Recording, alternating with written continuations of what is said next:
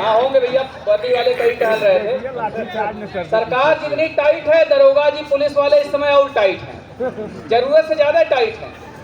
कई बार आप लोग भी टाइट चीजें खोजते रहते हैं लेकिन जल्दी मिलती नहीं है। और जितना सत्ता टाइट है, विपक्ष उतना ढीला हो गया है। जब विपक्ष को इतनी अधिक मर्दाना कमजोरी हो जाए तो हम कवियों की, साहित्यकारों की यह जिम्मेदारी बन जाती है कि हम अब विपक्ष की भूमिका में आ जाएं। महिषासुर बाबा साक्षात पुनर्जन्म लेके हमारे बीच उपस्थित हो गए हैं। मैं आपको अंतिम प्रणाम निवेदित करता हूं।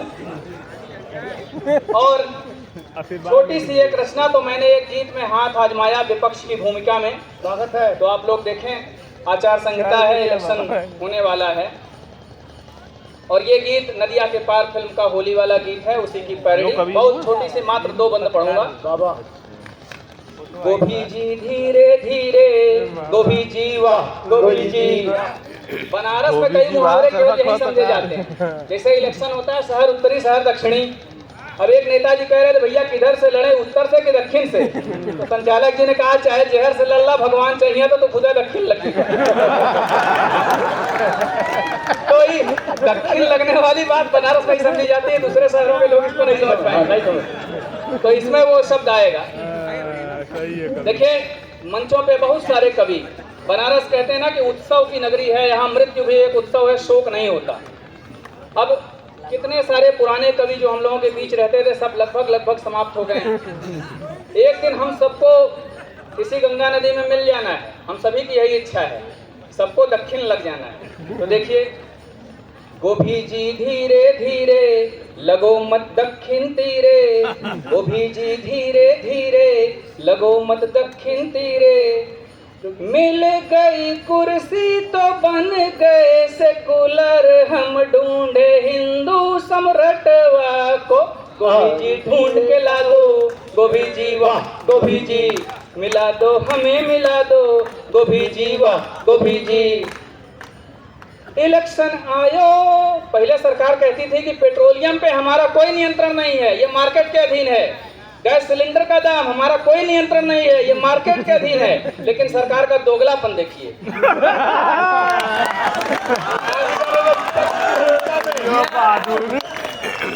इलेक्शन आयो, मूर्छा छायो, घटा पेट्रोल का दमवा 2 रुपया, गोभी जी गोभी जी डीबीटी लायो, डीबीटी लाएगा भैया, सब्सिडी सीधे खाते में जाएगी। डीबीटी लायो, सब्सिडी खायो, सिलेंडर भी अब की घट गया 100 रुपया, गोभी जी गोभी जी गोभी जी धीरे धीरे लगो मत दक्षिण तीरे। धन्यवाद। अरे अभी आओ। हाँ भैया,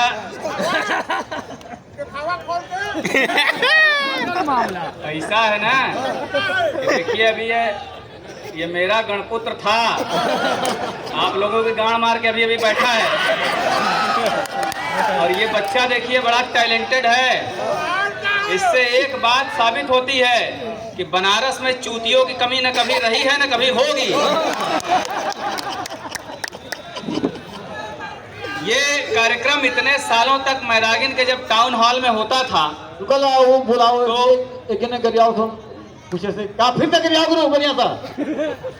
अभी इतने कायदे से आप लोगों को संचालक महोदय ने व्याकरण पढ़ाया, तो समझ के गाली दीजिए। भोसड़ी वाले सबको थोड़ी कह सकते हैं, न बुजुर्गों के सबके कह सकते हैं, न चूतिया सबको कह सकते हैं। आप लोग अपना व्याकरण सही करिए भाई, काशी विद्वानों की नगरी रही है। खैर, तो मैदागिन में जब ये कार्यक्रम इतने सालों तक आयोजकों ने किया, राजीव गुरु जी का उनमें सहयोग रहा, तो भीड़ बड़ी भयंकर होती थी। हम लोगों की आदत देखिए थोड़ी खराब है। भीड़ पिछले साल यहाँ झाड़ बराबर नहीं थी, परफॉर्मेंस गड़बड़ा जाता है हम लोगों का। इस बार कुछ चूतियों की संख्या बढ़ी है, लेकिन अब भी हमें इस बात से पूरी तरह से खुशी नहीं है। हम लोग ये चाहते हैं कि आप अपने समस्त गांडू मित्रों को लेकर अगले बार ये पूरा घाट भर दें, जिससे यहाँ का परफॉर्मेंस सुधर जाए। और अभी देखिए ये बच्चा पढ़ रहा था बेचारा, कई बार मेरा नाम लिया, और ये मेरी जब की कविताएं पढ़ रहा था। ये 2007 का कवि सम्मेलन था, जबकि मोबाइल में कैमरा नहीं हुआ करता था, ऑडियो वायरल हुआ था। और उस समय ये बच्चा अपनी माँ की बुर में रहा होगा। और देखिए काशी की परंपरा है कि इसके बाप भी यहीं आके कहीं बैठे हैं। लेकिन कितना टैलेंटेड बच्चा था कि भोसले में से सुन के मेरी कविता याद कर लिया है। मैं जैसे ही मंच पे आया, इसने तुरंत मेरा लौड़ा पकड़ के प्रणाम कर लिया। मैंने कहा बेटा बहुत अच्छी बात है, और वास्तव में ये आनंद का विषय है कि नई पीढ़ी तैयार हो रही है, पुराने सारे कभी लाड़ चाट के मरे चले जा रहे हैं एक एक करके। तो अब शुरू करता हूँ। स्वागत है। हाँ भैया पेल रहा हूँ यार, पेलने तो दोगे? अब इतना नया लौंडा थोड़ी रह गया हूँ कि झटके में खड़े खड़े पेल के निकल लूंगा। थोड़ा सा यार टाइम लगता है। फिर ना सिलेगी, फिर ना सिलेगी जो गांड फट जाएगी, फिर ना सिलेगी जो गांड फट जाएगी, और जिंदगी झांट नहीं जो दोबारा उगाएगी। फिर ना सिलेगी जो गांड फट जाएगी, जिंदगी झांट नहीं है जो दोबारा उगाएगी। क्या बात है। जो दे प्रेम से उसकी मार लो, वरना जिंदगी सरका मारने में गुजर जाएगी। अच्छा, ये बच्चा जब पैदा नहीं हुआ था तो इसकी दादी इसकी मम्मी से कहती थी कि बहू एक पोता चाहिए। तो रोज कहे बहू एक पोता चाहिए, कहे माता जी बस एक पोता चाहिए। तो इसकी दादी बोली हाँ बहू बस एक पोता चाहिए।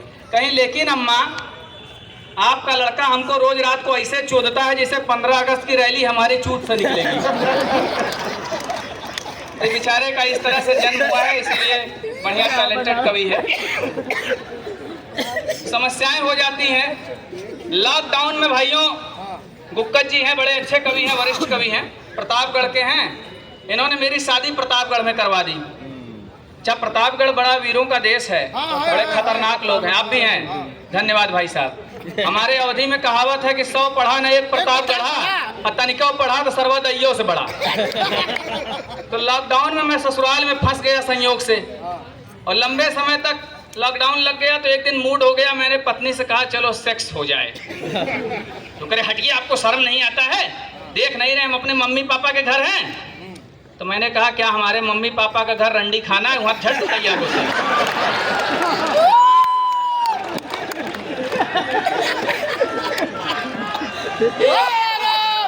अच्छा, महिलाओं का अलगा नाटक है।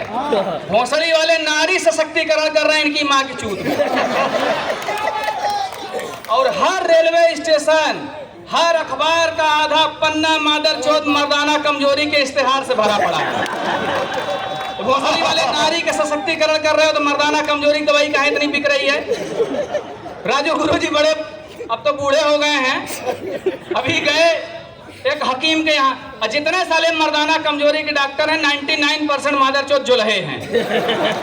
इन भोसड़ी वालों को चूत और लंड के सिवा कुछ सूझता ही नहीं। चूंकि मैंने भी चूत कुरान पढ़ा है। एक है एक सेक्सोलॉजिस्ट मौलवी के पास, उससे कहे कि देखो ऐसा है, हमको दवा दे दो तगड़ी, सेक्स कर पाए एकदम दौड़ा दौड़ा के। कई गर्लफ्रेंड है इनकी।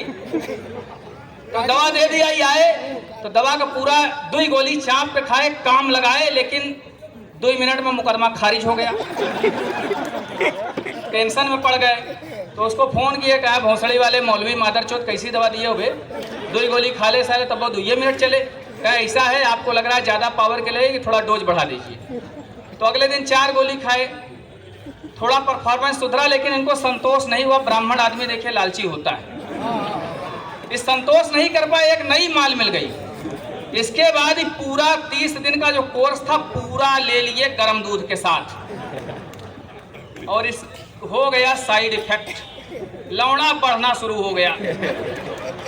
और सरवा सरसर सरसर बढ़ते बढ़ते बढ़ने लगा, इनकी देह में लपेट लिया लता की तरह। तो बड़े संकट में पड़े। तो ये गए उससे मिलने, तो शिवा के साल ओढ़ के चलिए, पूरा लपेटा है साला, कमर से लेके सीने तक, यहाँ गर्दन तक आके सुपाड़ा झांक रहा है। तो वहाँ गए तो गेट पे खड़े हुए, कहा अंदर आ जाइए। कहा अंदर क्या है, बहुत हालत खराब है। तो उसने कहा क्या दिक्कत है? साल अपना ठाकुर की तरह, सोले के ठाकुर जैसे खोल के अपनी हाथ दिखाया था अपना, इस साल खोल दिए तो देख रहा पूरा लंड लपटा है शरीर में, भौचक्का। कहा ये कैसे हुआ?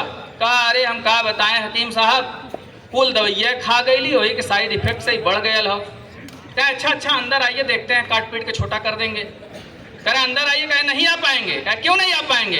कहे अरे अंड कोसवा ठेला पे लदल हो पिछवा।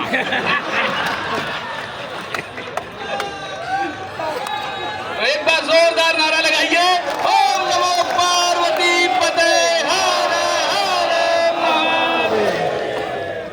अच्छा, कई मादर चौथ कहते हैं भोसड़ी वाले कि इसमें बीच में जो भगवान का नाम लेते हैं, उन मादर चौथों को पता ही नहीं है कि काशी में भोले बाबा से हमारा क्या संबंध है। भोसड़ी वाले जो बनारस को नहीं जानते वो क्या जानेंगे यहाँ की संस्कृति क्या है। खैर, बड़े आशावादी लोग होते हैं। पत्रकार महोदय लाड़ चाट के चले गए कि वे हैं कौन? हैं कहाँ हैं? गए। ठीक, बहुत अच्छी बात, चले गए, बढ़िया। ए भैया, आप तीनों लोग यहाँ अपनी मैया न चुदाएं। अरे भोसड़ी वालों, देखिए अपनी माँ चुदाने में इतने व्यस्त हैं कि साले सुन भी नहीं रहे। आप सब लोग समझा रहे हैं। सबको सब क्या गणेश सुमन करा रहा। खैर, एक बार राजू गुरुजी के यहाँ एक नई नौकरानियां वैसे तो बहुत खेली खाई रहती हैं, लेकिन ये भोसड़ी वाले, अरे माता चौथ वहां बैठ के अपनी मैया चुदाओ। समझ में नहीं आ रहा, तुम बोल रहे हो। तो खैर, एक बार इनके लिए बोले भाग भाग भोले। देखिए, कवि सम्मेलनों की दुर्दशा होने का एक कारण और है, ज्यादातर कार्यक्रमों का सब मदर चौथ तुम्हारी माँ का भोसड़ा फैल चुका है, उसमें तेल की क्या जरूरत है? लोग भूरे पेल लेंगे। सरकार हमें बात करेगा कि एक बीच मसाला का खंबा। अच्छा, ये सुन लीजिए, ये हिमरत तेल वाले कम मादर चौथ नहीं है। तेल लगा के गाड़ मत मारिएगा, लौड़ा लटक जाएगा, बहुत तेज जलन होती है। एक बार मैंने कभी सम्मेलन बता दिया, हिमरत तेल बड़ा अच्छा है। कई लोग लगा साले चून चोदने लगे, भोसड़ी वाले का लंडा लटक गया, बहुत लाभ खाए। ठंडा तेल है ही, सिर दर्द में लगाइएगा, गांड दर्द में नहीं। तो देखिए, हमारे यहाँ एक फिलॉसफी है भगवत गीता की, जो कर्म फल को मानती है कि आपका कर्म फल पीछा नहीं छोड़ेगा। क्योंकि आप लोगों को बीच बीच में कुछ आध्यात्मिक बातें भी बता दूं, अभी संचालक महोदय कुछ आध्यात्मिक बातें बताएं। तो देखिए, कर्म फल ये है कि पहले बड़े घरों के लोग, बड़े बड़े राजा महाराजा, जागीरदार, जमींदार, सेठ महाराजे, ये लोग क्या करते थे कि तवायफें बुला के नाच कराते थे और पैसा लुटाते थे, और उनमें ज़्यादातर गरीब घरों की लड़कियां होती थी। तो देखिए, अब कर्म ने पलटा ऐसे खाया है कि अब बड़े बड़े परिवारों की लौंडिया, उनकी लड़कियां, उनकी औरतें फ्री में गांड मटका के नाच रही रील पे, गरीब आदमी फ्री में देख के मजा ले रहा है। तो देखिए, कर्म ऐसे पलट जाता है। और अब मैं राजू गुरुजी चूंकि वरिष्ठ हैं, इनके लिए ये शेर पढ़ता हूं आप लोगों के गांव में, संभालिए। ये कहते हैं, मेरे जीवन में चूतों का मेला रहा। वकील न रहे हैं। अब देखिए, मंत्री महोदय हमारे बीच हैं, कितने बड़े बड़े समाज सेवी हैं, नेता हैं, तमाम वकील भी हैं। तो वकीलों के जीवन में चूतों की कमी कभी होती नहीं है।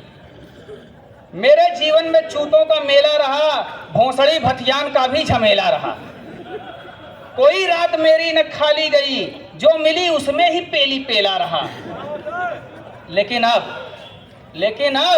अब तो बूढ़ा हुआ लंड बेकार है, लटका सा रहता बिना धार है। या गुरु, मगर पेलहर ने गजब ही तरक्की किया, यह पसेरी बना है, वजनदार है।